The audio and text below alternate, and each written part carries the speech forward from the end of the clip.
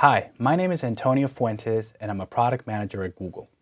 Part of my job is to make sure that developers have a great experience when building applications that use Google APIs. Today, I will show you some of the tools and services available to Google developers to get started quickly, including how to sign up and use an API, how to make simple calls and calls that use authentication, and how to get started building code in minutes. We will start with a simple background, after which we will go through the steps that any developer would go through when building an application that uses Google APIs.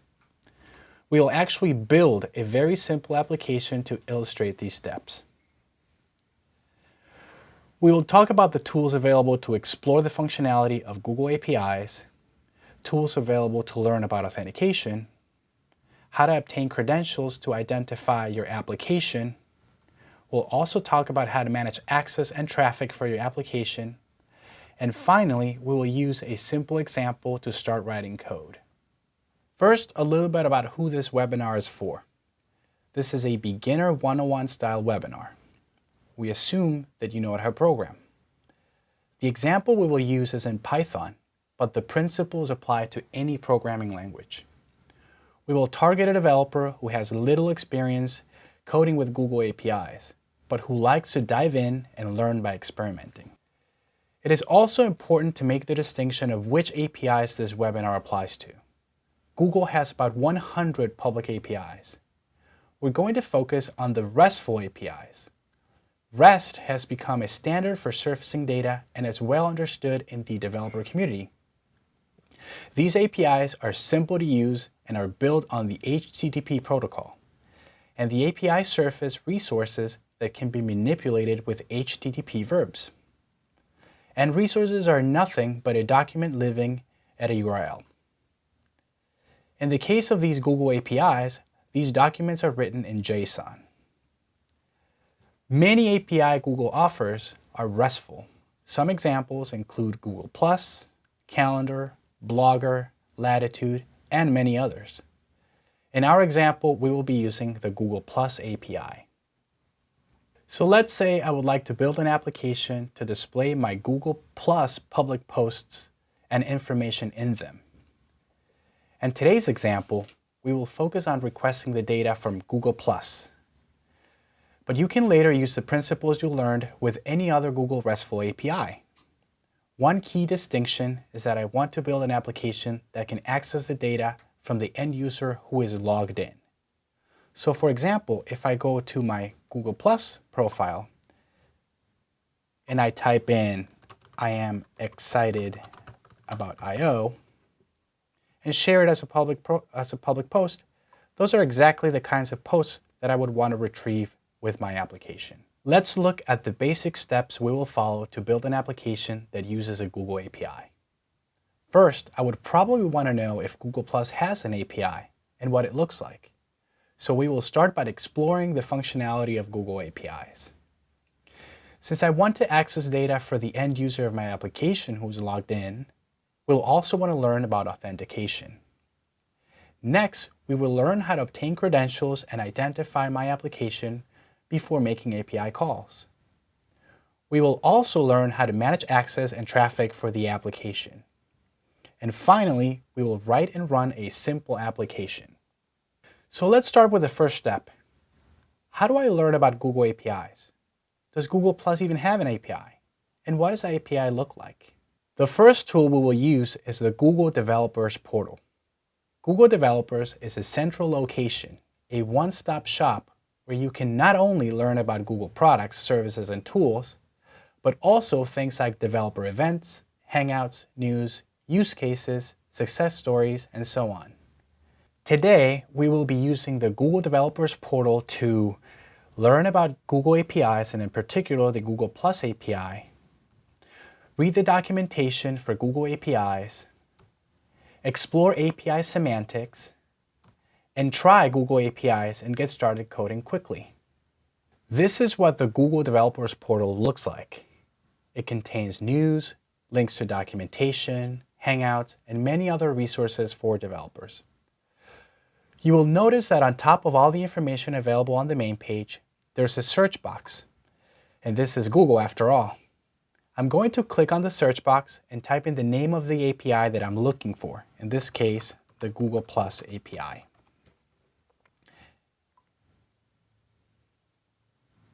I see that there's an API for Google Plus and that there's a link to the documentation. The documentation for the Google Plus API is structured the same way as the documentation for other RESTful Google APIs. There is a main landing page where you can learn about general concepts that apply to the API, such as quota, authorization, API calls, data formats, pagination, and so on. On the left nav, you can find links to the resources exposed by the API. Here I can see that the Google Plus API has people, activities, and comment resources. I will select the people resource to look at the documentation for that particular resource. I see that there's a get, a search, and a list by activity methods for the people resource. Each method has a documentation page, and this is how I would navigate to them. I'm going to click on the search method for the people resource. And the documentation for the search method tells me the HTTP request format to make a request. It also tells me about parameters and how to define a request body if one is required. It also tells me what the response of the API would look like and what all the parameters mean. Better yet, the documentation shows me code examples in a variety of languages that I can simply copy and paste into my code. The documentation also allows me to make my own API calls by providing a tool right there on the documentation. I'm going to search for my own profile to see how this works. I'm going to enter the name of my profile that I've created for this presentation and make an API call using this tool. Aha, I see that as expected, the API returns a JSON structure using the response parameters I saw in the documentation. I can even click on the link in the response to look at the Google Plus profile it returns, and I see that it is my profile. Now, what if I want to see the other methods available for this API? I can find them using the left nav on the documentation. I see that every resource available for this API has a series of methods. Alternatively, I can use the APIs Explorer, which is linked to on this main page. The APIs Explorer is the second tool we'll be using today. The APIs Explorer is a tool that allows you to, among other things, list all available RESTful Google APIs, explore methods, require parameters, including checking which of those parameters are required, make API calls using an interactive tool and actually examine the HTTP response, and send authenticated request calls that fetch data owned by a user. The Google APIs Explorer was built using the Google APIs Discovery service, which we introduced last year. This is what the APIs Explorer looks like. It has a directory-style listing of all the Google RESTful APIs. Using the APIs Explorer, I will locate the Google Plus API, which is the one I'm using in my application. The Explorer will immediately show me all of the resources and methods available for that API. Let's try to search for public activities. I would go to the plus.activities.search method and perform a query. The Explorer shows me a list of parameters I can supply to make this API call. And it also tells me which of those are required. In this case, I'm performing a query to search all public activities on Google Plus that match a query string. And that query parameter is required. So for example, if I click and search for Google I/O and execute this request, I see that the Explorer tells me the request that was sent and the JSON object with the response from the API. If I need to narrow down to my own activities, I can try the list method in the APIs Explorer. Plus activities.list will list all activities in the specified collection, which is in this case activities for a particular user. The documentation for the Google Plus API indicates that to list your public activities, you can use the parameter me, and you can use public for the collection. So let's try that and see what happens. When I click on execute, the API's Explorer will tell me that something has not worked. The Explorer is indicating to me in several ways that there's a problem with my request. First, it is telling me that I need to be authenticated in this red bar, and that I need to authorize my request using OAuth 2. Second, the API itself has thrown a 401 HTTP response code and the JSON object specifying the error. It looks like we need to pass our credentials using OAuth 2 so that the Explorer can fetch data for my activities on my behalf. So let's go ahead and try to make a call with the API's Explorer that uses OAuth 2. I would first switch to make authorized calls using this convenient switch on the right. The Explorer will ask me to select OAuth 2 scopes. These are used to specify levels of access that will be granted to the Explorer when it accesses end-user data. I see that there are two possible scopes that can be used for this API call. One for the Explorer to have access to my Plus profile, and one for the Explorer to have access to my email address. I will select the default option. You can always look up the documentation for an API to see which scopes are declared by an API, or read the auth protocol documentation for more information. When I click on Authorize, I see that now I get a consent screen asking for end-user permission for an application, in this case, the Explorer. The Explorer wants to have access to my data. When you build applications that make API calls to fetch end-user data, your end users will see something like this if you use the OAuth 2 protocol. If I allow access and make the same API call again, I will see that now the API's Explorer actually fetches my public activities from my profile. To recap where we are up to now, we have learned about two tools to explore the functionality of Google APIs, the Google Developers Portal and the Google API's Explorer. So we just did an authenticated API call. What if we want to learn a little bit more about authentication? Let's start with an impossibly brief summary of OAuth 2. In a nutshell, OAuth 2 is a protocol that allows you to build applications that access data on behalf of a logged-in user without requiring their passwords. The protocol consists of a few steps.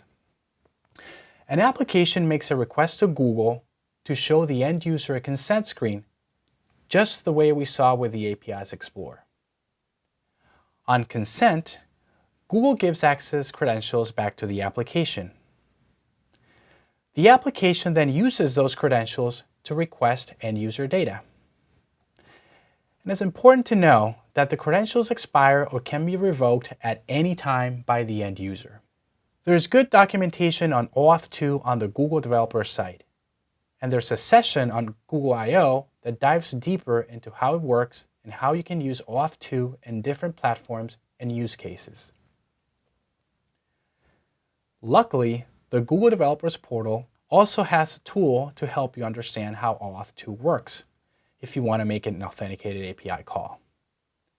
This tool is called the OAuth 2 Playground, and it allows you to understand the OAuth 2 protocol and also navigate the steps to make an authenticated call using an interactive tool.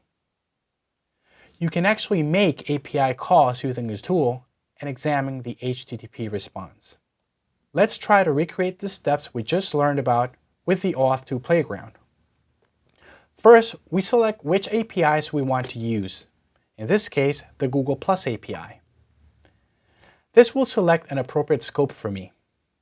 If we recall from the few steps ago, a scope defines the level of access that an end user will consent to when given access to an application.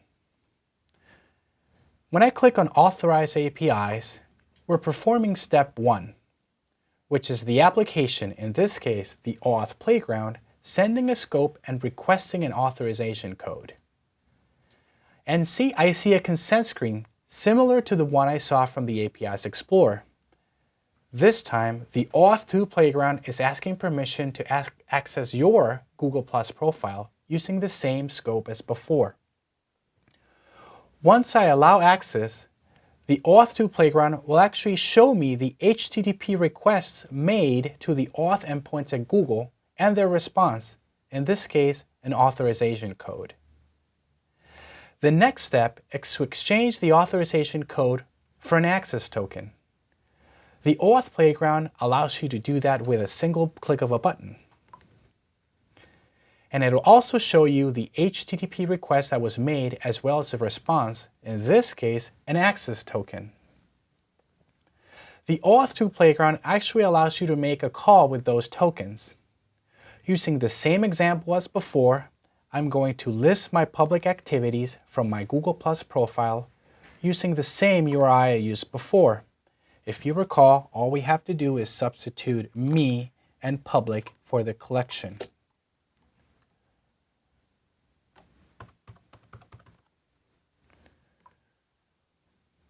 Once I send that request, I see the same response as before.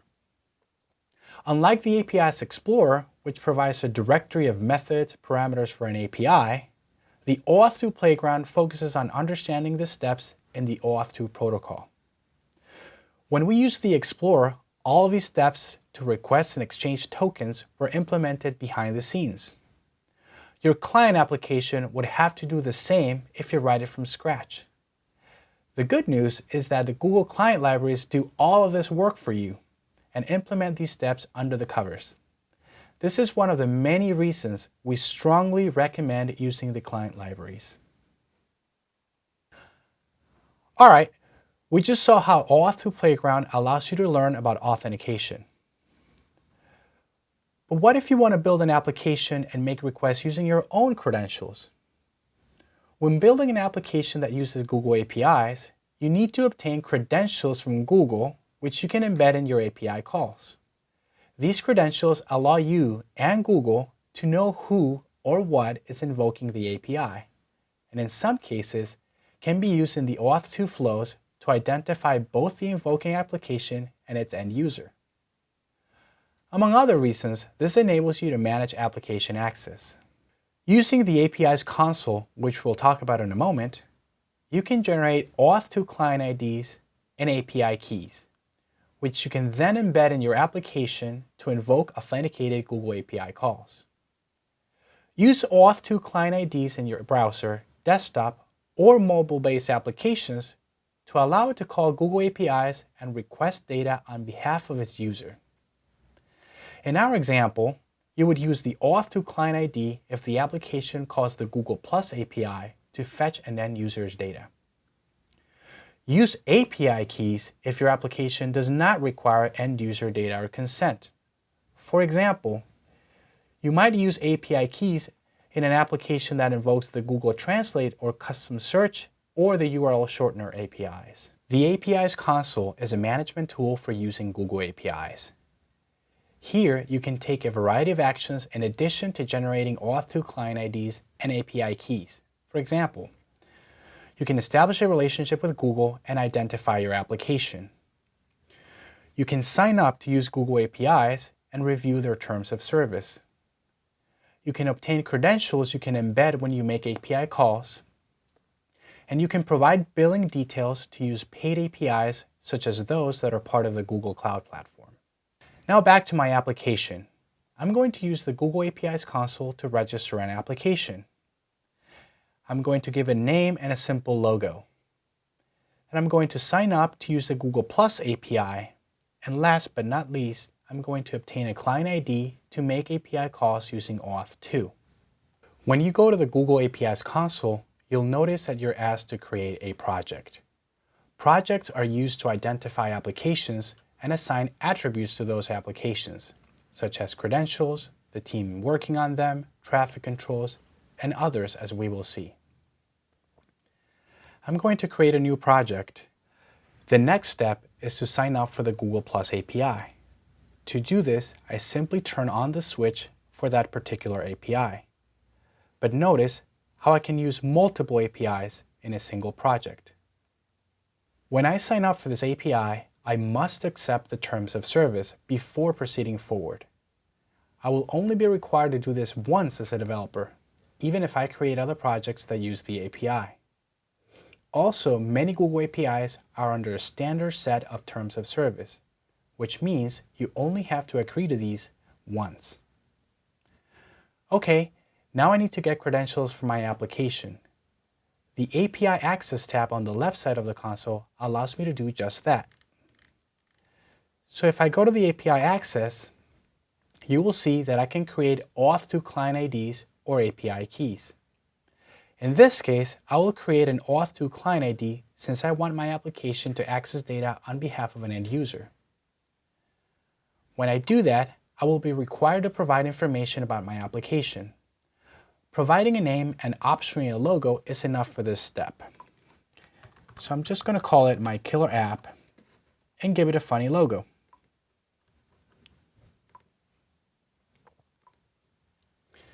Now I'm asked which type of client ID I need.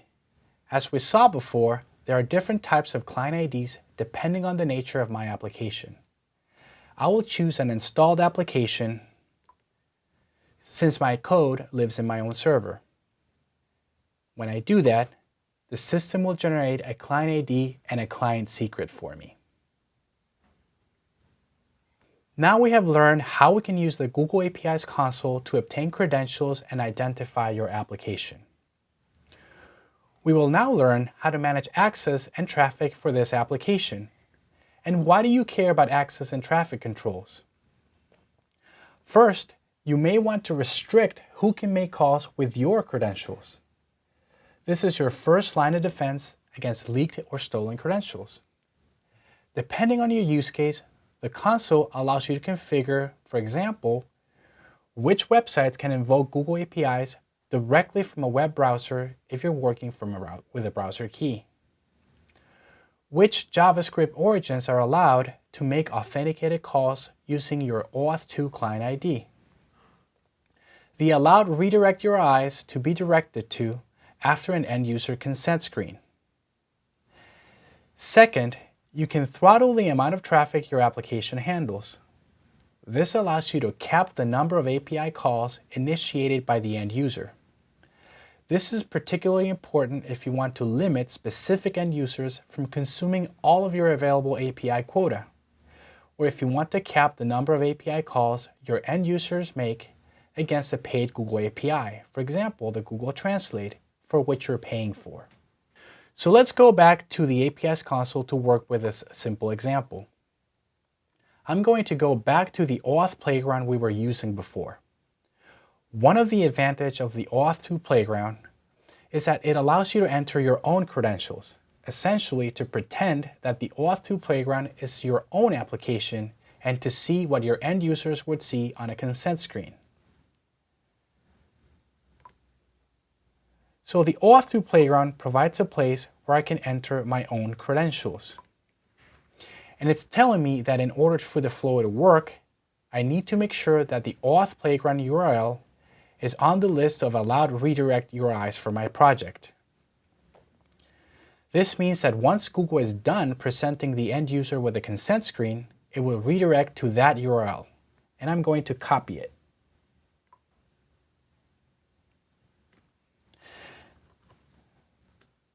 Now I can go back to the API's console and generate a client ID for a web application since the auth2 playground is a web application.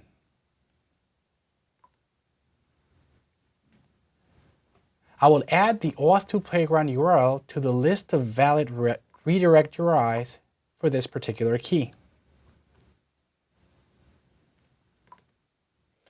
Now the API's console has generated another client ID and another client secret for me, in this case for a web application. We can copy now our own client ID and client secret and paste it into the auth2 playground. So I'm going to take the client ID, paste it in the space for it, and take the client secret and do the same.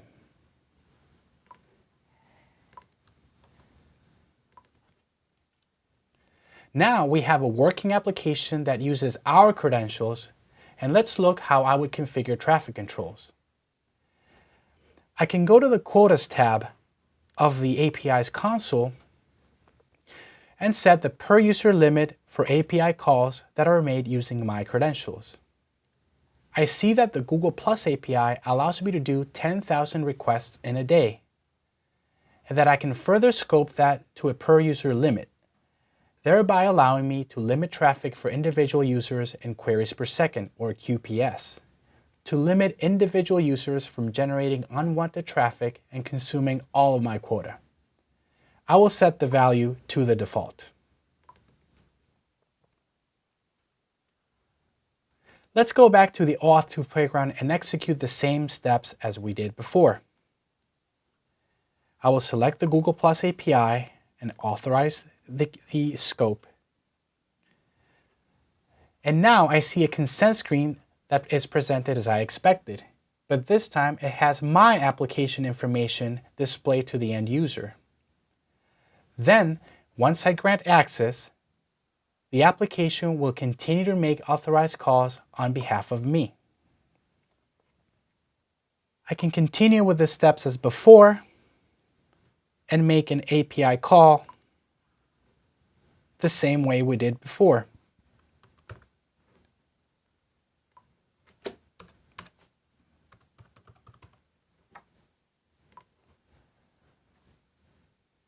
And I see that the response looks the same as before, but this time it's coming from the Auth2 playground pretending to be my application. I can also use the Google API's console to check the traffic for my application and the traffic that's being generated. I can do that by looking at the Reports tab. The Reports tab contains useful information about usage patterns for your application. In this case, I see that a single API call, which I just did, has been made using my credentials. We have now learned how the API's console can help us manage access and traffic for our application. And now that we have explored a variety of tools and we have signed up to use the Google Plus API, let's build and run some code. Google makes it easy to get started coding when using APIs by providing a variety of client libraries in many languages. Using client libraries has many advantages, and we strongly encourage you to use them. First, the libraries make it very simple to securely call any RESTful API and manipulate the data without the need to write any code to access the data surfaced by the API. The client libraries also take care of handling errors for you, and most importantly, they handle all the steps and the Auth2 protocol that we learned previously.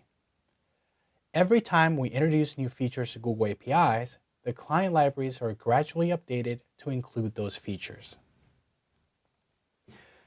But let's not forget our original objective. We're building an application to access the Google Plus post for the user logged in using the app. Going back to the documentation for Google Plus, the client libraries are accessed using the Downloads link on the left nav. The Downloads page has a table with all the client libraries currently available to use with Google APIs. These client libraries are all open source and were developed using the Google API Discovery service, which was the same service used to build the APIs Explorer. Let's click on the Python client library. This will bring us to an open source project hosted on Google that contains downloads, documentation, and more for the Python client library for Google APIs. I'm going to go ahead and install this client library on my server, for which I would download a zip file provided in the page. Installing the client library is as simple as running a single command. I will copy this command for reference. I'll also download the zip file. Notice that when you install the Python client library, you do not have to download the zip file, but I'm only doing that to access some samples and documentation included in the bundle. I have downloaded the installation zip file and I have placed it in the temp directory on my server. Now that I have done that and extracted it, I can install the client library using a simple command.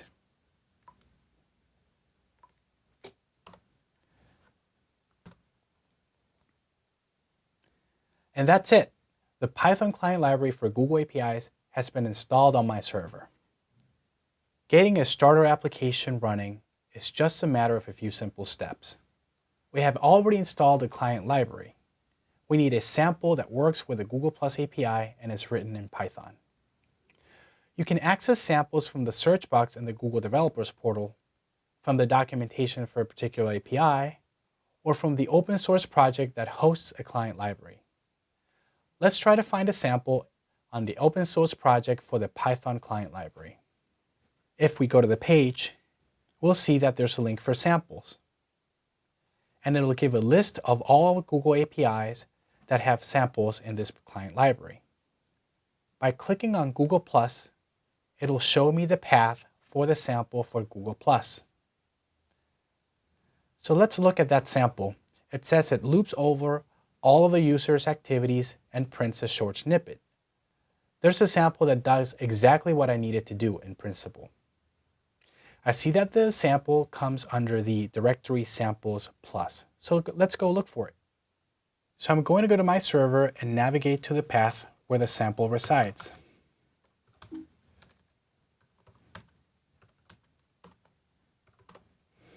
And I see the sample. Let's try to run the sample and see what happens.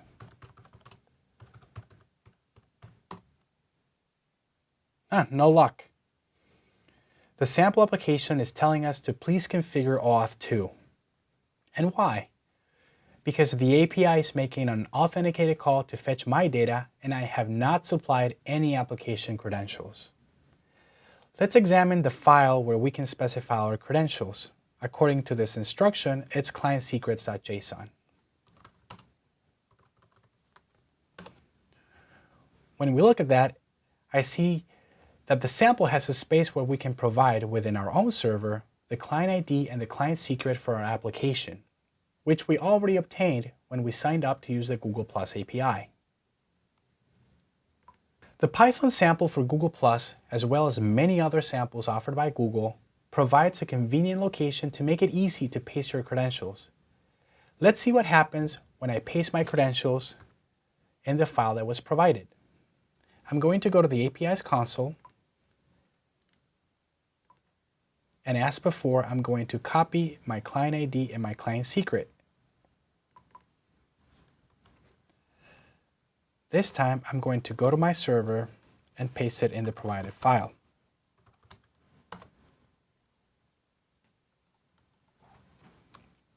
I'm going to start by pasting my client ID.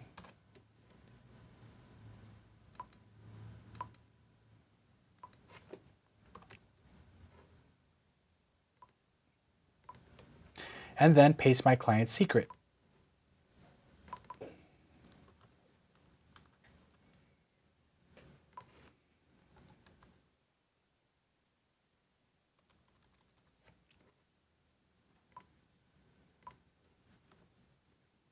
So let's try to run that sample again and see what happens now that we've pasted our credentials into the provided file.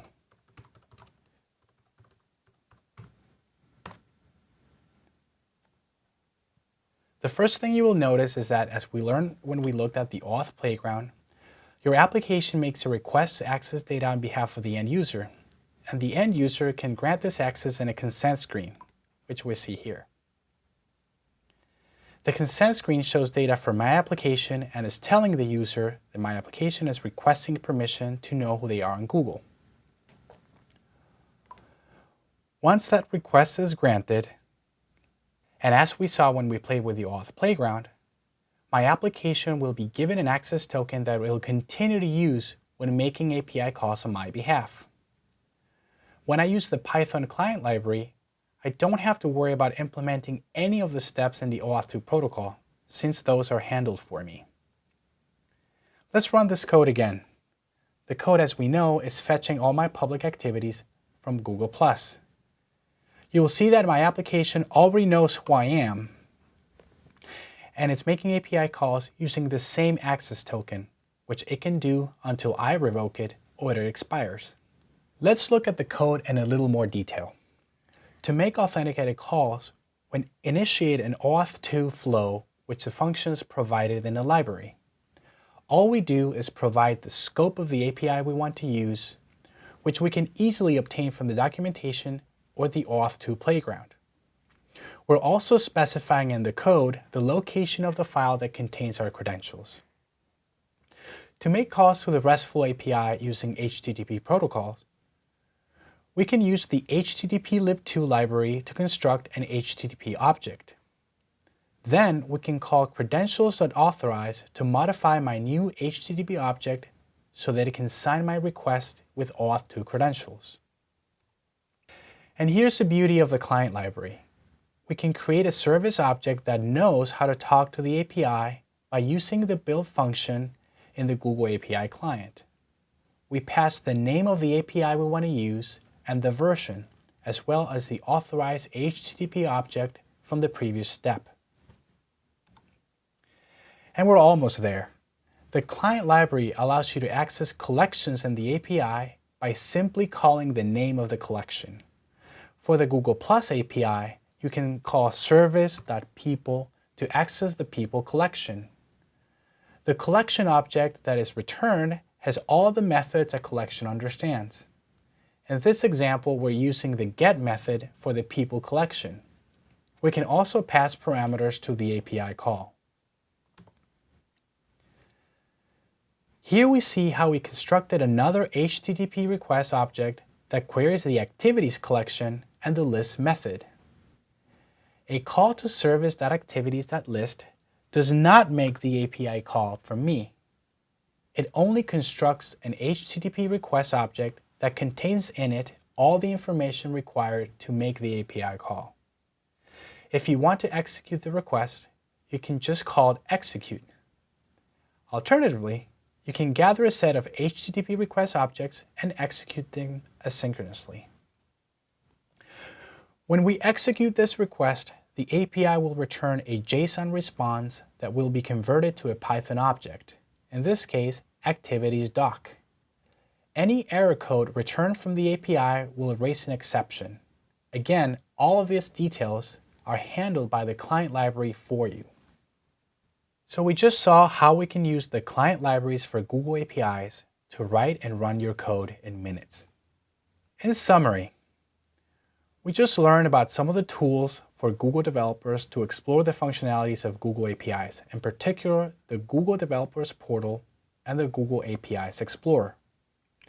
Then we learned tools that can teach you about authentication, in particular the Auth2 playground. Then we saw how to obtain credentials and identify your application, for which we use the Google APIs console. We also saw how we can use the console to manage access and traffic for your application.